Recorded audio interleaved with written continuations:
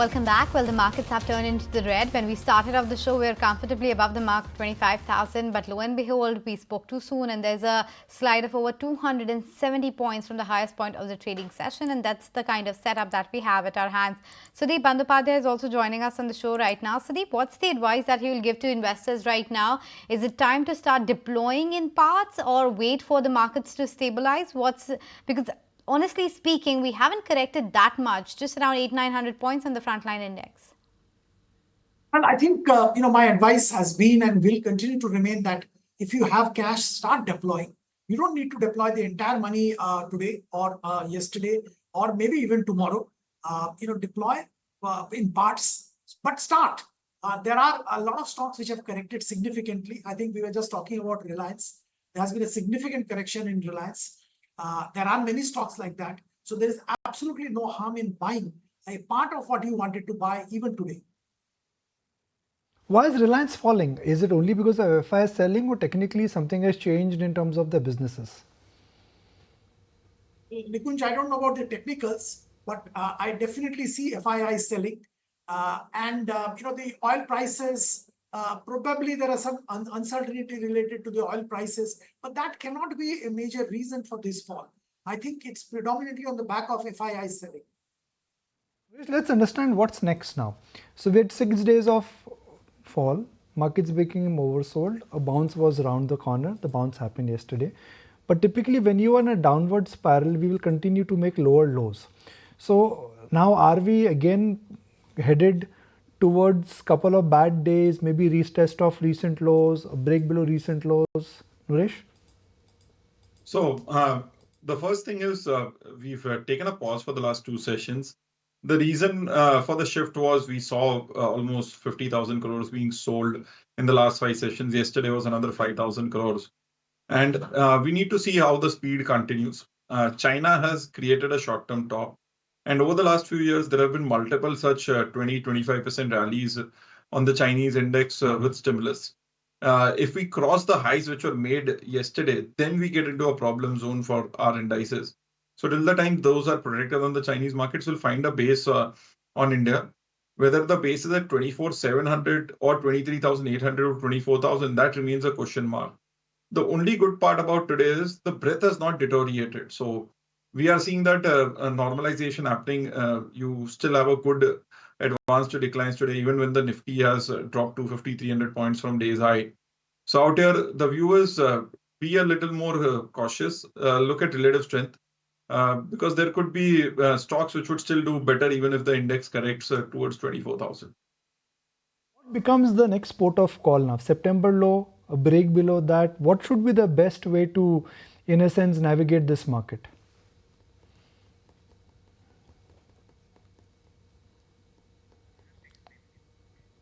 I think you're on mute, Shrikant. Yeah. Okay. Haji, boliye. So for this particular market, what is important is that, 24,700 is certainly going to act as major support for it. And we saw very sharp pullback in last 2 days.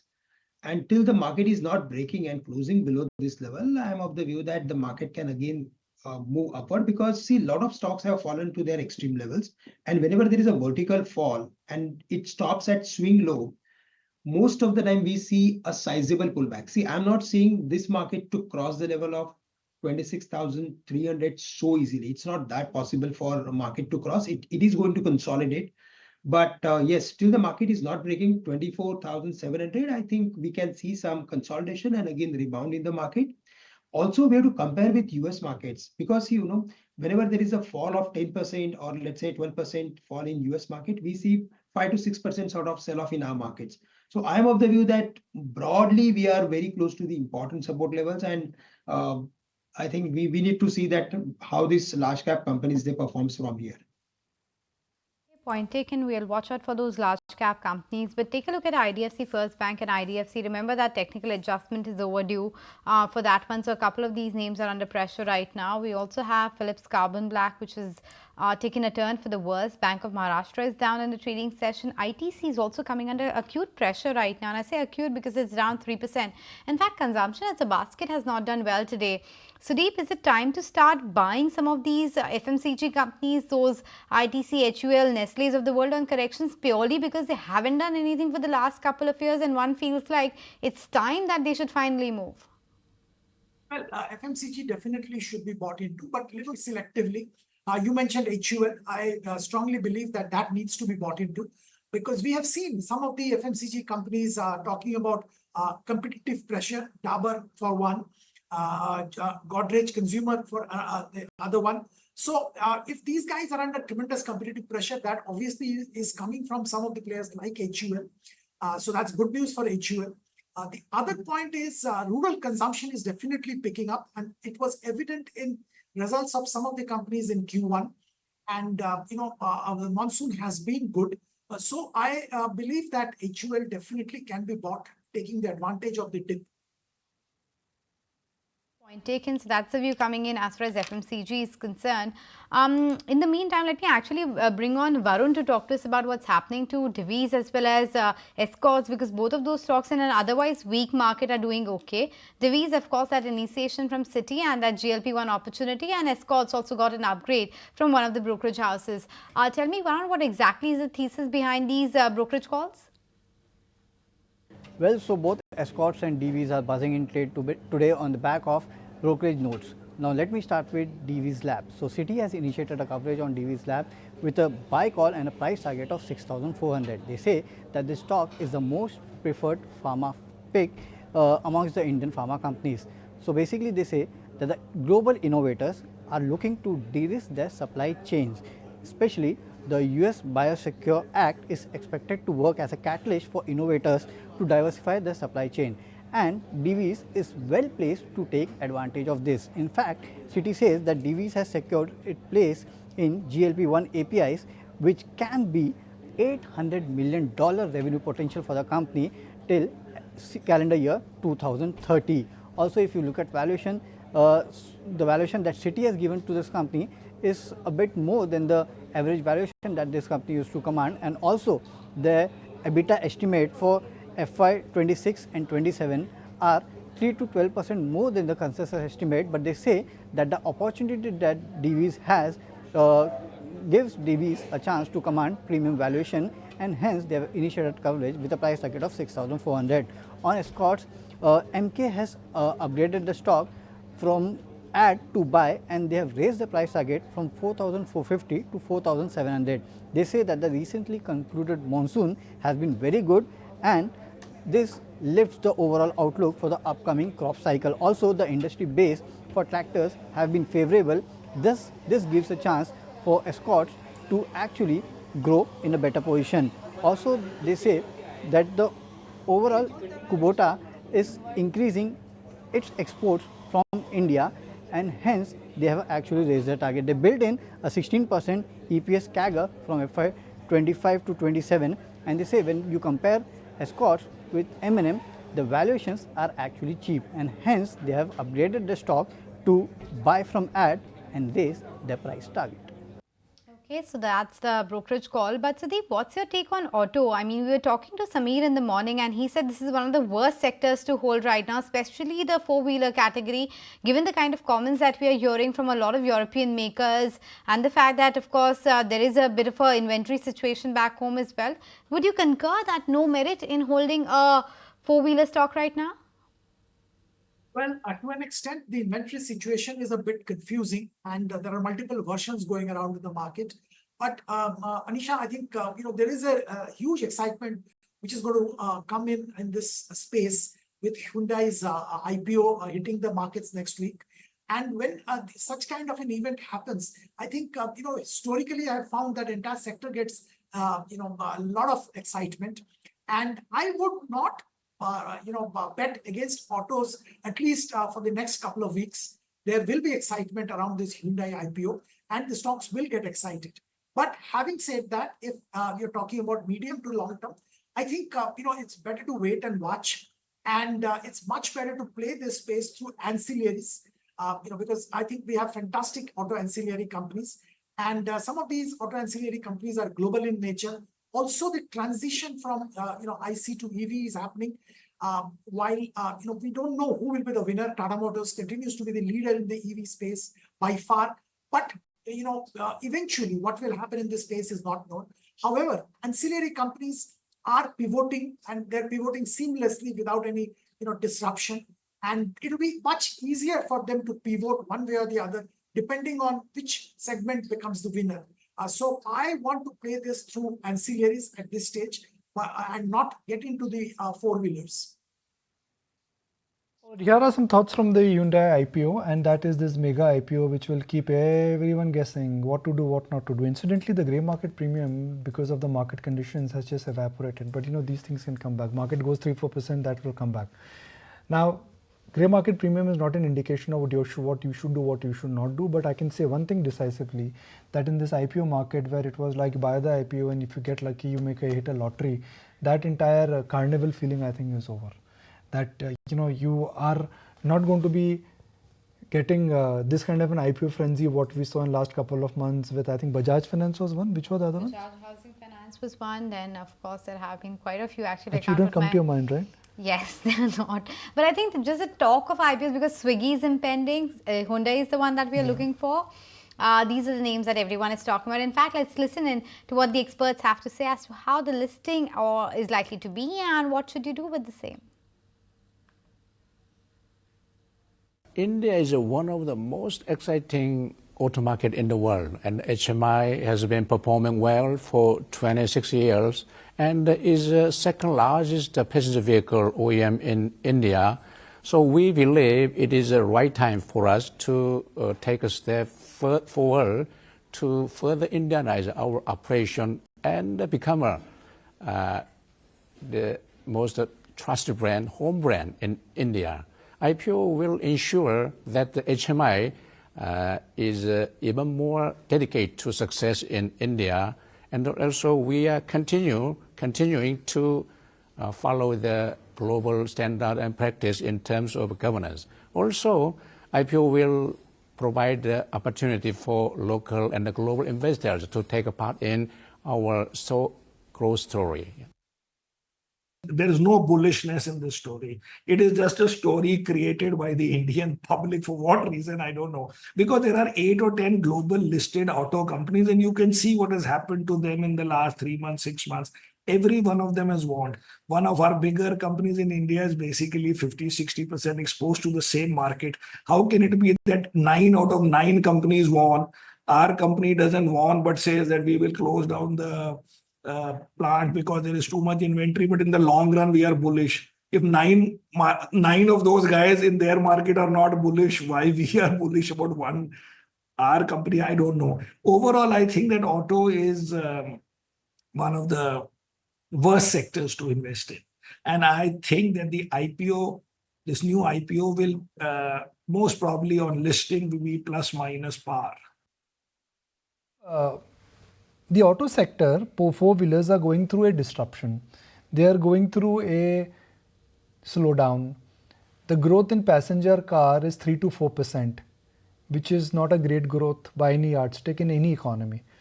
And yet these stocks are holding on as if this is like the golden era for autos. Do you think it's a matter of time someone will come out and say that, okay, autos are cyclical businesses and we are nearing the beginning of a down cycle now?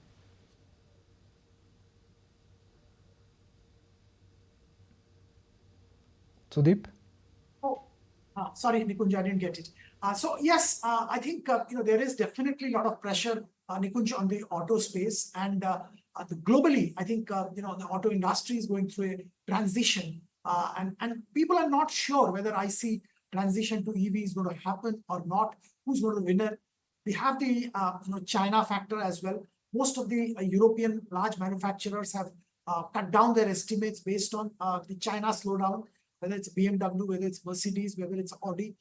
So I think we have a problem at hand, and some of our companies which are exposed to the global markets also will have a problem. But having said that, I think domestic issues, the market is completely different. We have a vibrant domestic market. So companies focused on domestic business and having significant part of their sales in India, will still have an opportunity for growth. We have to resolve this inventory situation, which is being talked about. But beyond that, definitely there is growth. But having said that, is this the right time to buy the automobile stocks or four-wheeler stocks in particular? I would say it should not. Now, out of these, I think M&M should be put on a different pedestal, predominantly on the back of the fact that I think they have a large farm equipment, which includes tractor business.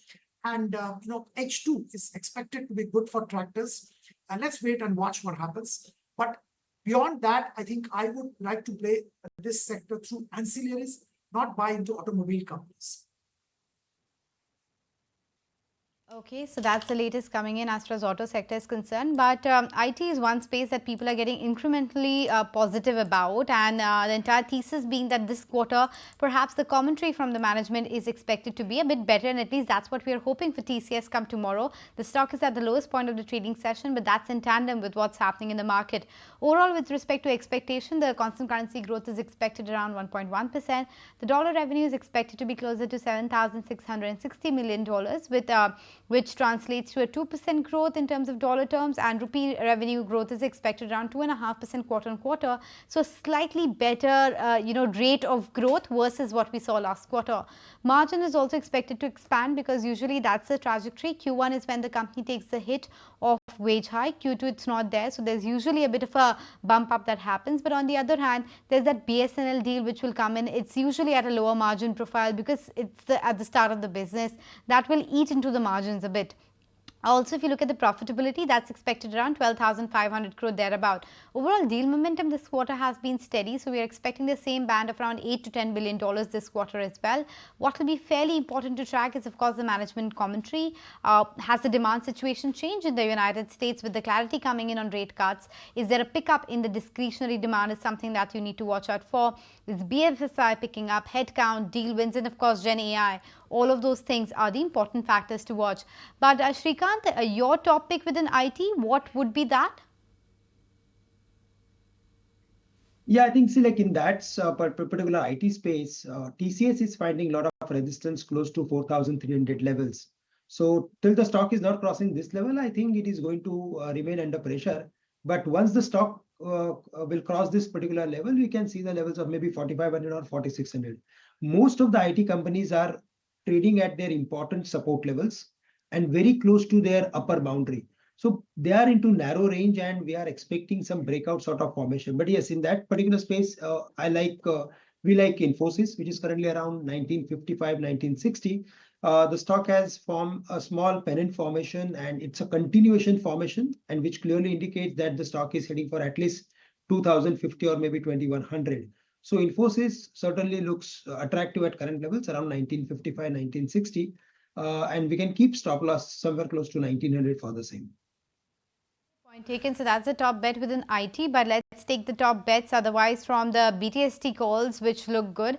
Nuresh, any BTST trade, or is it going to be STBT with the kind of weakness that's continuing right now? So both BTST on the buy side, first is a buy on Cipla, new all-time high here. Momentum continues, stop loss at 1675, target price of 1730. Second is a buy on Metropolis Healthcare. The stock continues to make new 52-week highs, show relative momentum. Stop loss now at 2280, target price of 2350. Your top BTST trades? Yeah, I think I would like to go with Take Mahindra. The reason is because here also the stock has spent almost 15-20 days within a range of 1660 and 1560 on the downside. And the way it is forming its formation, I think it is heading for the levels of maybe its previous high of 1700 or 1800 or 1850. Broadly, I think at this level, Tech Mahindra is a buy with a stop loss close to 1620. And we can again expect 1770 or 1800 on the higher side. The other stock which we like is from the metal basket. And there we are bullish on Nalco, National Aluminium. Currently, it is at 212, 213. But the overall formation is suggesting us that the stock is again heading for the levels of 235. So Nalco is the second stock on which we can take some contra bet of going long with a stop loss at 205. These look good to Shrikant. Thanks so much for that. Sudeep, we can't take a BTSC trade from you, but nonetheless, any stock specific recommendation, anything that's recently caught your attention or you have looked at adding in your portfolio? Well, I can recommend definitely HDFC Bank after this sharp correction. I think, some of these stocks are correcting on the back of FII selling. And, we know what's happening in China. So I won't be surprised if some of the money which went out again comes back. And when they do come back, BFSI is definitely an attractive sector. And so does HDFC look attractive at this stage. So that's one stock which can be bought. The other couple of stocks which we have been looking and we like is Sula Vineyards. I think that's again interestingly positioned, and from a long-term point of view, that's an excellent buy at current levels. Sula it is, and HDFC Bank. These are a couple of names that you should watch out for. Overall, for the trading session, it's been fairly okay. I mean, of course, we have given up gains and quickly tracking what's happening across the globe as well, because a lot of our latest moves are dependent on what's happening across the globe. So I'm looking at the European markets right now. Not much to really talk about. There's a gain of anywhere between 0.1 to 0.5%, but no major direction as such. The pre-market rates from US, however, are a bit wobbly. So whether it's the Nasdaq future or the Dow or the S&P, all three are suggesting that it's going to be a start in the red, and it's, I think, materially different than what I saw a couple of hours ago, because at that time both Dow and Nasdaq futures were comfortably in the green. So globally speaking, there has been a bit of a letdown. For the trading session today, it's Sensex, which is just marginally lower, but there is a Nifty as well as Bank Nifty that's managed to stay in the green. And let's also pull up the broader markets once and see, because the advance decline ratio wasn't as bad, especially after the underperformance after the last many days. The mid cap and the small cap indices, they have held up. Snehi, you'll call that the highlight of the day, the outperformance from the broader markets? Well, absolutely, Anisha. In a market like this, where Nifty has been struggling in the last 1 hour, especially to hang on to the green anywhere between the red and the green right now, absolutely flat right now, at struggling to hold, in fact, above the 25,000 mark is the Nifty. We have lost more than 200 points of the day's highest point for the Nifty. Even when you pull up the Nifty Bank, 600 odd points lower than the day's highest point, and Nifty Bank also as of now, in fact, yes, just holding on to those 51,000 levels is where Nifty Bank is also right now. Sensex in the red, 0.1% lower. You have Nifty once again dabbling between the green and the red. So definitely the highlight today in the market has to be this the support that has been shown, the strength, the show of strength coming in from the broader markets today. Because if we take a look at what Nifty mid cap and small cap were doing, Nifty mid cap was high by about 1%. As of now, also 1% again coming in on Nifty mid cap. Nifty small cap, in fact, outperforming the benchmarks and the mid cap index as well, because 1.3% higher is where Nifty small cap is as of now as well. Let's talk about some Nifty gainers and losers. In fact, on the gaining side, you have Cipla. Trend continues its second day of gains, coming in after a stellar run yesterday. Tata Motors, Tech Mahindra, SBI, Maruti Suzuki, Shriram Finance and SBI, especially on the back of that brokerage note that we'll talk about in a minute. All of these have been your Nifty gainers today. However, on the flip side, you have ITC, Nestle, Reliance, HUL, ONGC, Britannia that have weighed on the index today. So, fair share of ups and downs coming in for the Nifty today. But if you take a look at some sectoral gainers and losers, Nifty Realty has been your top gainer in today's trade on the back of Oberoi Realty. Phoenix, a very strong update coming in for Q2 on Phoenix Mills as well. Lodha, Prestige, DLF, Godrej Properties, all of these stocks have done pretty well. Pharma, Media, Auto, IT, Bank, Metal and Nifty Energy have all, Nifty Energy in fact slightly towards the red, but all the other sectors have been in the green today. However, the big loser for today has to be Nifty FMCG, because that's an index that has ended the day in the red. 0.6% lower is where, in fact, it has built on those losses. 1.5% lower is where Nifty FMCG is as of now. You have Nestle, HUL, Britannia, Colgate, UBL, Dabur, all of these have been weighing on that Nifty FMCG index as well today. But let's highlight a couple of stocks today, either on the back of individual news flows or brokerage notes today as well. You had RITES that was in focus on the back of an MOU they've signed. Varun Beverages has met up today for a QIP fundraise of the amount that they have decided. And you also have Alembic Pharma, 0 US FDA observations for its inspection. So good move for that stock as well. SpiceJet has settled a dispute with its lessors. So very good move coming in on that stock. And Gensol Engineering has crossed the order book of 4,000 crores. So very strong moves coming over there. Just quickly revisiting what the brokerages have highlighted today. AMC space was a bust today on the back of a Nomura note. SBI did well. Escorts Kubota MK has upgraded, and DV's Lab was also a big winner today on the back of a City upgrade coming in. So well, yes, this is how we are shutting shop for the day. Nifty, let's just pull up Nifty one last time and take a look at what Nifty has been doing. Above the 25,000 mark for now, at least that's the rates that are indicating on the screen. But that's how we've shut shop for the day.